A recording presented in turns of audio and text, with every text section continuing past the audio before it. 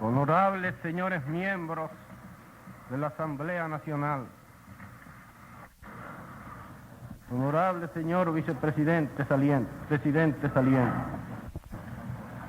excelentísimos señores vicepresidentes y demás miembros de las misiones especiales, señores y señoras. Pocas veces ha caído sobre un dominicano una carga de tanta responsabilidad como la que el destino coloca hoy sobre mis hombros. El juramento que acabo de prestar entraña para mí un tremendo compromiso ante el país y ante la historia. Son muchas las esperanzas que la inmensa mayoría de nuestros conciudadanos tienen cifradas en la labor de los hombres que hoy inician sus gestiones al frente de la administración pública. Muchas de esas esperanzas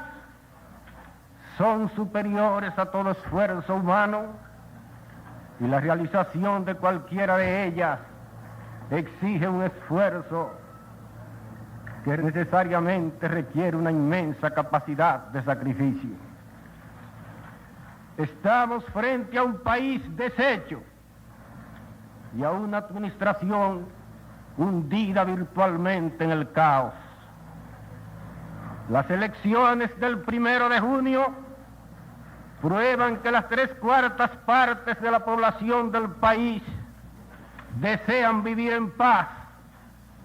y que solo aspiran a que se les garantice el ejercicio ordenado de sus libertades civiles. Es claro que la paz que esa parte mayoritaria de nuestra población desea es la paz de los códigos y no la de los cementerios. El país ha aspirado, desde que desapareció el régimen constitucional en 1963, al establecimiento de un nuevo Estado de Derecho. La mayoría de los dominicanos se halla consciente de que la situación de anarquía en que ha vivido el país en los últimos tiempos se debe principalmente a la crisis por la cual ha atravesado el principio de autoridad y al hecho de que todo concepto orgánico del orden ha desaparecido del ambiente dominicano. Hoy retornamos, por fortuna, gracias al acto democrático del 1 de junio, a un régimen de convivencia jurídica. Un Estado de Derecho significa simplemente que todas las instituciones y todos los ciudadanos del país se someten a la ley y que nadie, ni el propio gobierno, ni el último de los gobernados, podrá en lo sucesivo sustraerse al imperio de la Constitución y al de demás normas legales.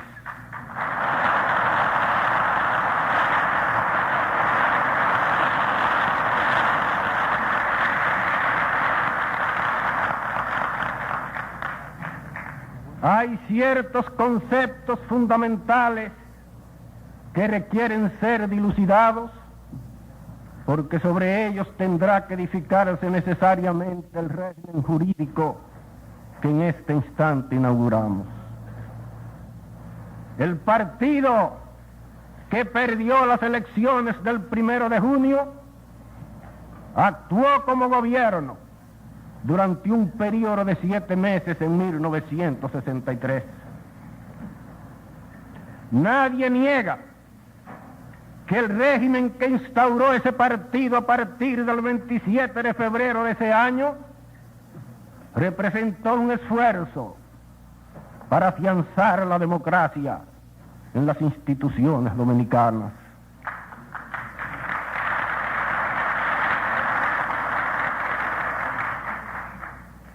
El hecho de que ese gobierno haya iniciado sus labores con una institución masiva de los empleados públicos para colocar en las instituciones autónomas y en la mayoría de los cargos de la administración del Estado a personas de su misma ideología política, no constituyó un acto antidemocrático, puesto que todo gobierno en un país regido de acuerdo con los sistemas de la democracia representativa es producto de una pugna, y es lógico pensar que los hombres que se lanzan a una lucha política no solo combaten por ideas, sino que también se mueven impulsados por aspiraciones materiales. El gobierno que hoy iniciamos se propone ser, sin embargo, comedido en el ejercicio de ese derecho. No podemos ni queremos defraudar las aspiraciones legítimas de aquellos que se entregaron con fe a la causa de nuestro partido y que aspiran hoy a desplazar de sus posiciones a otros que también llegaron a ellas como resultado de una pugna electoral o de un juego de combinaciones políticas. Pero no llevaremos ese derecho hasta el punto de utilizar el viejo sistema de entrar a saco en la administración pública para lanzar a la calle a toda la empleomanía de los municipios, de las empresas estatales y del Estado. Tendremos necesidad imperiosa de sustituir a muchos funcionarios que ocupan posiciones claves en la administración pública y que las usaron deliberadamente en las pasadas elecciones para favorecer su propia causa política. También tendremos que sustituir a todos los que ocupan posiciones desde las cuales es posible sabotear la labor del gobierno o entorpecer en alguna forma sus ejecutorias.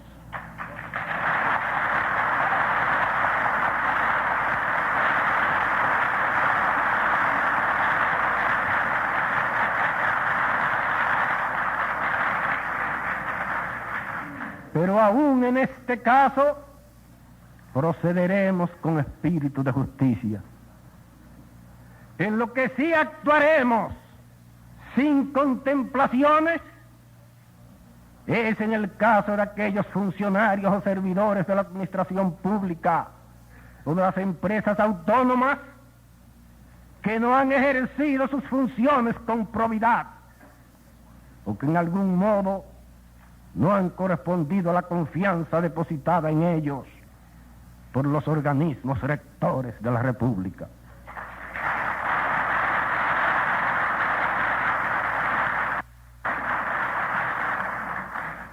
Reitero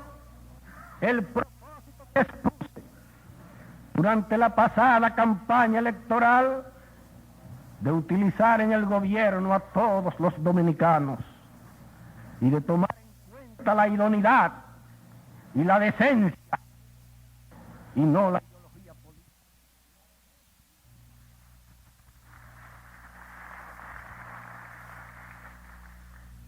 No es necesario, señores, describir a nadie en este país el estado en que se hallan las finanzas nacionales, ni ponderar la obra titánica que es preciso llevar a cabo para superar esa situación caótica. Para que el país se levante como Lázaro de sus ruinas, tenemos que esperar llevar a cabo una obra de saneamiento de la economía del Estado. El primer paso en ese sentido tiene que consistir en la adopción de una política de austeridad que actúe no como un bálsamo, sino como un bisturí sobre las llagas que hay que extirpar a sangre fría.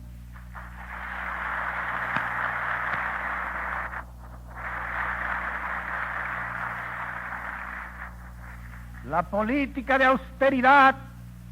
que se ha practicado hasta hoy en este país ha sido de una austeridad de paños tibios y no de medidas heroicas. Pero situaciones como la presente no se resuelven con providencias paliativas. Las medidas que desde hoy se pondrán en práctica en la administración pública para alcanzar esa meta serán dolorosas para todos, especialmente para los servidores del Estado y de las empresas autónomas, pero se aplicarán sin preferencias discriminatorias ni contemporizaciones. Durante un periodo no menor de 6 meses, los sueldos de todos los servidores del Estado y de las instituciones autónomas, comenzando con el del presidente de la República, serán inexorablemente reducidos.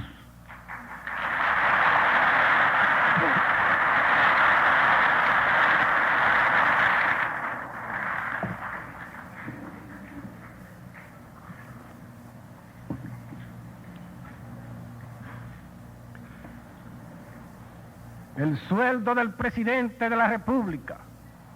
llamado a servir de ejemplo, será fijado en la suma de 750 pesos mensuales, y el de todos los demás servidores del Estado y de las instituciones autónomas se reducirán según una escala que incluirá rebajas de todos los elementos de los empleados que perciban más de 200 pesos mensuales. La ley de austeridad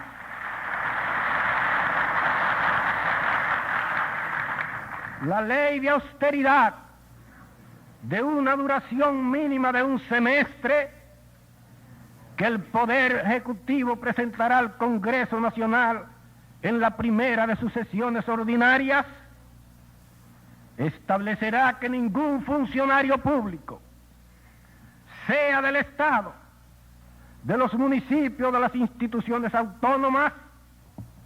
podrá percibir en ningún caso, por concepto de sueldo, salario, pensiones, jubilaciones, bonificaciones, etcétera, una suma superior a 1,000 pesos mensuales, mientras el país se halle bajo los efectos de esa situación de emergencia, impuesta por intereses superiores que nada ni nadie puede eludir sin dejar de sentir y de actuar como dominicano.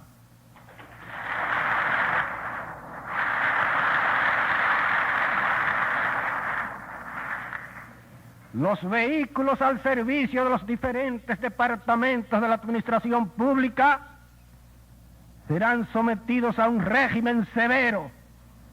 para que su uso se restrinja a las actividades estrictamente oficiales. Los alquileres sufrirán una reducción equivalente para que las clases de recursos modestos puedan cubrir ese renglón de su presupuesto familiar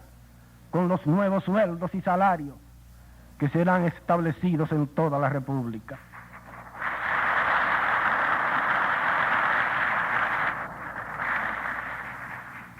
Diferencias sustanciales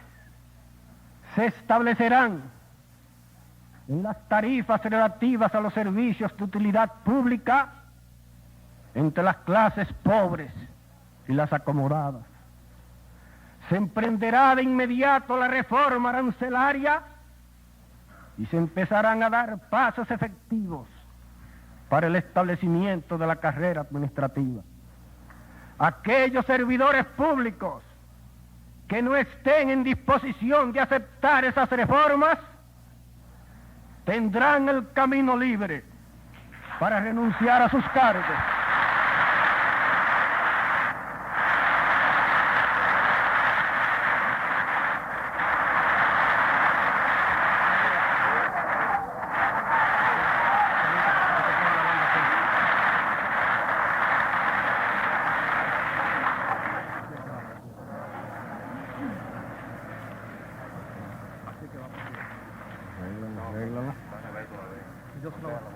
Permítame, presidente.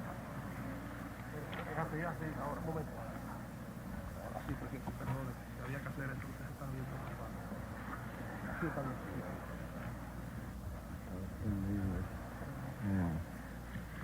Los que no sean empleados públicos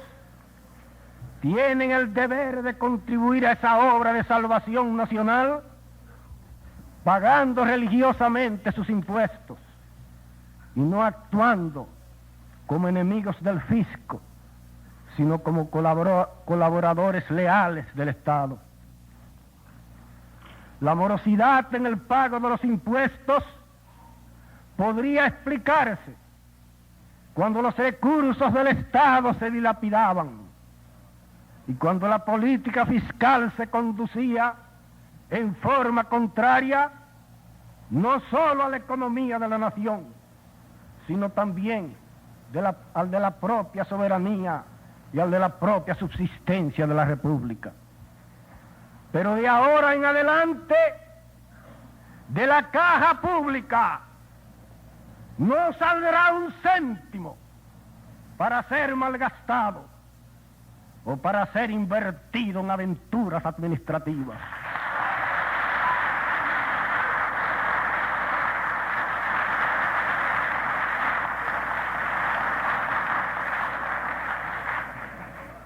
Las medidas que el nuevo gobierno se propone implantar en la administración pública no solo son urgentes e indispensables para sanear las finanzas del Estado e impedir una catástrofe nacional de dimensiones imprevisibles, sino también para disminuir sustancialmente los efectos de la inflación bajo la cual vivimos desde hace varios años y que constituye el origen principal del alto costo de la vida, del desequilibrio de la balanza internacional de pagos de la República y del peligro en que se halla la moneda dominicana. Los sectores acomodados deben prepararse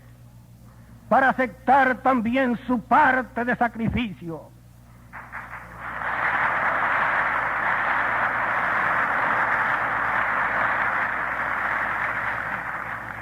Su parte de sacrificio en la tarea de la reconstrucción de la economía dominicana y en la más hermosa aún, de reducir las situaciones de desigualdad que actualmente existen entre los niveles de vida de nuestras distintas clases sociales.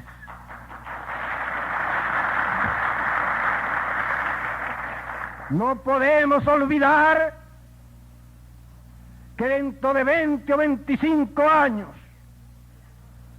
algo equivalente a unos cuantos segundos en el reloj de la historia, el país tendrá una población de 7 u 8 millones de almas, y que esa explosión demográfica hará saltar en astillas nuestra organización social y política si no se toman desde ahora las medidas necesarias para corregir los desajustes que ese hecho está llamado a producir en la sociedad dominicana. Cuando se inició en 1962 el Consejo de Estado, tuve oportunidad de cambiar impresiones acerca de la presa de Taveras con el entonces director de la Alianza para el Progreso, señor Teodoro Moscoso, y oí con asombro de sus labios el temor de que la realización de esa obra no fuera en aquel momento práctica, debido a que la superproducción agrícola que se obtendría gracias a esa presa no encontraría mercados apropiados. Los hechos, sin embargo, han desmentido esa previsión, quizás lógica, en el momento en que se hizo, porque lo cierto es que ahora mismo tenemos una producción agrícola deficitaria en muchos aspectos y que dentro de pocos años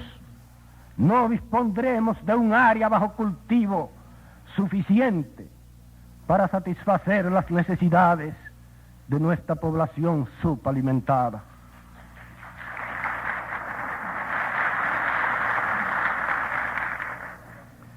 Para hacer efectiva esta política de austeridad, habría dos vías posibles: llevar a cabo recortes profundos en la ley de gastos públicos y en la estructura burocrática de las instituciones autónomas, o reducir sustancialmente los sueldos de los servidores mejor pagados del gobierno nacional y de las empresas estatales. La primera solución tendría el grave inconveniente de que aumentaría el desempleo y haría aún más grave el problema social constituido por los grandes sectores de la población del país que carecen actualmente de ocupaciones remunerativas. Esa solución, por otra parte, tendría muy poca influencia sobre la marcha ascendente de la espiral inflacionaria, bajo la cual vive desde hace varios años la economía dominicana. La segunda vía, por el contrario, no agravaría el problema del desempleo y tendría la enorme ventaja de que podría influir decisivamente sobre el fenómeno inflacionario que ha desarticulado la economía nacional y que ha hecho ascender vertiginosamente en los últimos años los índices del costo de la vida. La inflación, como se sabe, es un hecho económico que obedece en gran parte a la elevación de los sueldos y de los salarios, al aumento del costo de producción en la empresa pública o privada y a la hipertrofia del crédito y de la circulación monetaria. Si la economía que se obtenga con la reducción de los sueldos de los servidores públicos se aplica en parte al saneamiento de las finanzas del Estado y en una proporción adecuada a la apertura de nuevas fuentes de trabajo, gracias a la construcción de obras útiles de infraestructura, como la construcción de caminos vecinales y la reconstrucción de las carreteras y vías públicas, la retracción provocada por la rebaja de los sueldos en el medio circulante quedaría suficientemente neutralizada y no produciría ningún efecto perjudicial sobre el proceso de la recuperación económica. No es posible, por otra parte, que se siga repitiendo en este país el hecho inconcebible de que haya servidores de la administración pública que perciben hasta 25,000 pesos anuales, independientemente de las bonificaciones que obtienen por vía indirecta, mientras las 3/4 partes de la población muere de hambre y carece de lo suficiente para satisfacer sus necesidades elementales.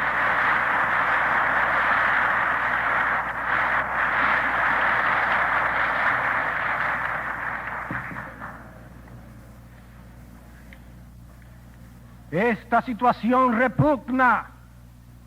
no solo ante Dios, sino también ante la conciencia de todo ser humano.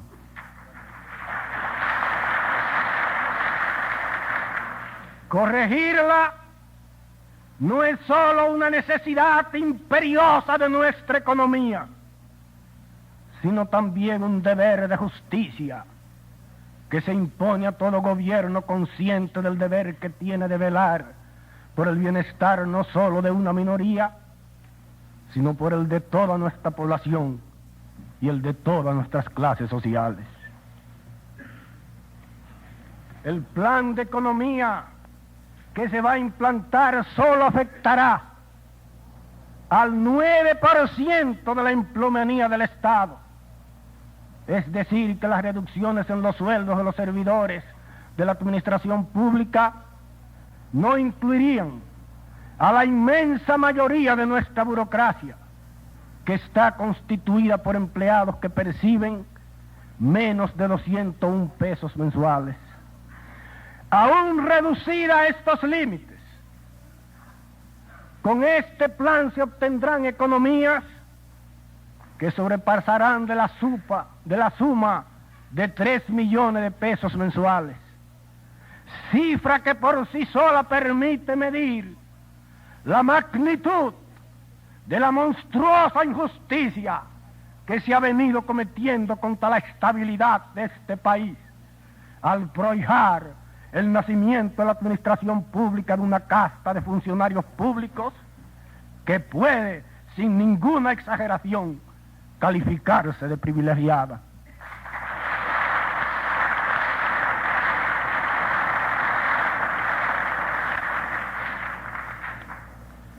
El caos administrativo en que hemos vivido ha creado, entre otros problemas, el del abuso que se ha hecho de las pensiones y jubilaciones. Actualmente, sin contar con las pensiones y retiro que se han hecho en virtud de la ley orgánica de las Fuerzas Armadas, el presupuesto de las pensiones y jubilaciones que gravita sobre el Estado asciende a cerca de 4 millones de pesos anuales. Suma exorbitante, no solo desde el punto de vista económico, sino también desde el punto de vista moral, porque se ha llegado hasta el extremo de que infinidad de personas, en la plenitud de sus facultades físicas e intelectuales, y sin haber llegado a la edad requerida por la ley, se encuentran lujosamente pensionadas y jubiladas. Muchas de esas pensiones y jubilaciones ascienden a sumas superiores de 1,000 pesos mensuales y favorecen en algunos casos a personas que ocupan posiciones remunerativas en la vida privada. Lo triste de esta situación no reside solo en la sangría que esta fiesta de pensiones y jubilaciones representa para la economía del Estado, sino en el hecho de que estamos convirtiendo nuestro país en un pueblo de inválidos, o fomentando la ociosidad y el privilegio con la creación, dentro de la colmena que debería ser nuestra sociedad, de un gran número de zánganos que consumen alegremente bienes y recursos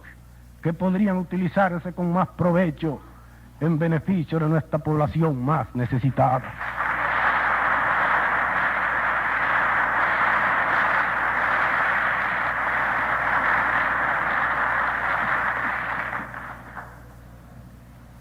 Durante mi estancia en Nueva York, oí la versión de que un alto funcionario del gobierno de los Estados Unidos, presente para honra nuestra en esta ceremonia, expresó en una reunión de amigos que lo que hacía falta a muchos países de la América Latina era igualar proporcionalmente las estadísticas de las personas que mueren de enfermedades del corazón anualmente en los Estados Unidos. Lo que envolvía en el fondo ese chiste ingenioso era una crítica suave a la tendencia muy propia de la psicología de nuestros pueblos a seguir la línea del menor esfuerzo y a observar cierta actitud de apatía en la solución de nuestros propios problemas, particularmente de los que suponen un sacrificio o exigen un desgaste de energía individual. La famosa frase de Churchill, cuando decía en plena guerra a la población británica que no tenía nada que ofrecerle excepto sangre, sudor y lágrimas, es la única que el gobierno que hoy se inicia podrá usar para dirigirse en los próximos 6 meses al pueblo dominicano.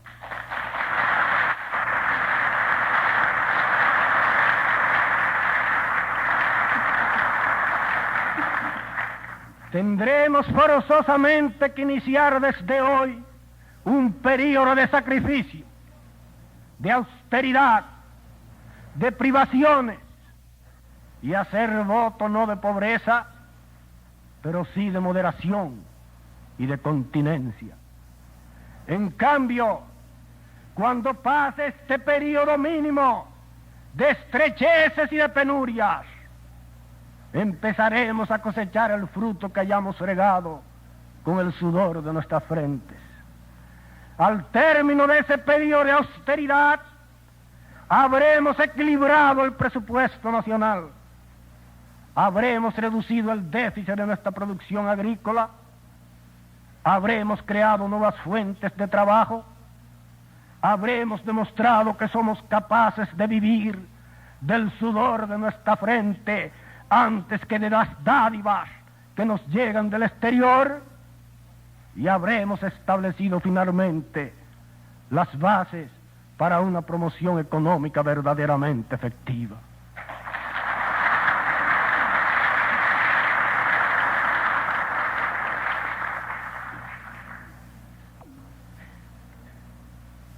No basta con que el gobierno sanee sus finanzas, sin embargo, si el caos y el desorden continúan imperando en las empresas estatales, particularmente en la Corporación Azucarera Dominicana.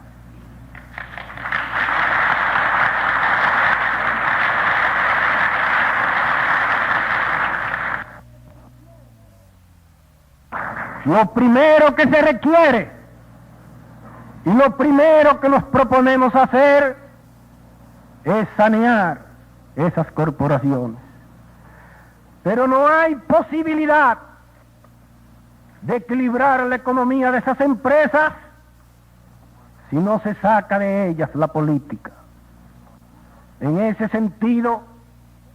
me apresuro a declarar que ningún miembro del Partido Reformista ocupará en esas empresas posiciones desde las cuales el interés político pueda gravitar.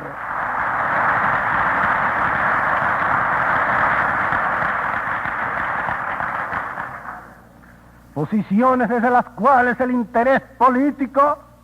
pueda gravitar en detrimento del sano concepto económico con que deben dirigirse y administrarse esos intereses íntimamente ligados al desarrollo industrial y con influencia decisiva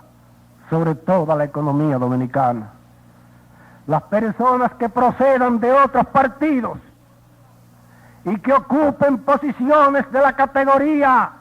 de las ya señaladas en esas empresas deben por las mismas razones ser separadas de sus cargos y aceptar ese sacrificio en aras del país, cuyo interés superior debe prevalecer sobre todos los intereses y sobre todos los egoísmos personales. En cambio, los simples trabajadores, los cortadores de caña y los operarios, por ejemplo, que prestan servicio en la Corporación Azucarera Dominicana, así como los funcionarios que han llegado a base de capacidad a ocupar posiciones de jerarquía en cualquiera de las empresas estatales, no tendrán que abrigar ningún temor ni esperar de nuestra parte un acto inspirado en un sentimiento de represalia.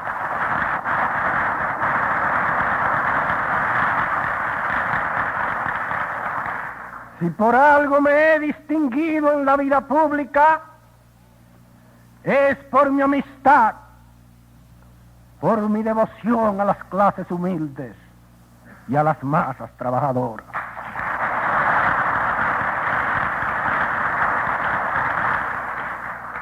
De mí no podrá esperarse una acción que perjudique a un obrero o que le quite el pan de la boca a una familia trabajadora.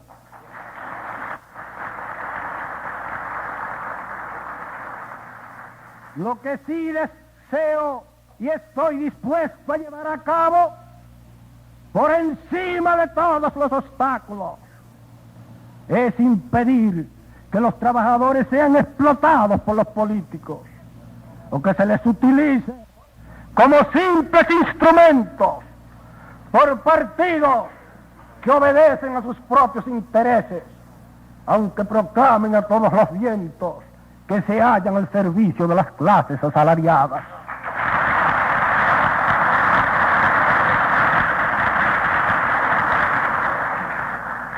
La Corporación de Fomento Industrial, el organismo que hoy tiene a su cargo el control de las empresas estatales, debe ser objeto de reformas básicas para que sus funciones no resulten como lo están ahora, desnaturalizadas por una dualidad de atribuciones incompatibles y aún contradictorias. El carácter propio de esa institución es el de promover el desarrollo industrial y el de incrementar con su ayuda y su colaboración la iniciativa de la empresa privada. Ese objetivo no podría ser logrado si no se eliminan las funciones que han reducido esa institución al papel de una simple supervisora de las empresas estatales. Las empresas estatales tienen que ser objeto de una fiscalización más efectiva para evitar que quienes las dirijan se enriquezcan en perjuicio del fisco y del pueblo en general, manejando los intereses puestos a su cargo como si fueran los de una empresa privada. El complejo industrial que depende del Estado debe administrarse en beneficio exclusivo del país, y quienes lo dirigen no deben hallarse sometidos a un estatus diferente al de los demás servidores de la administración pública. Entre las reformas de que serán objeto esas empresas, el gobierno que hoy se inicia se propone crear una auditoría central que supervigile y controle las administraciones locales y que descorra ante la opinión pública la cortina tras la cual se manejan los fondos de la mayoría de esas corporaciones.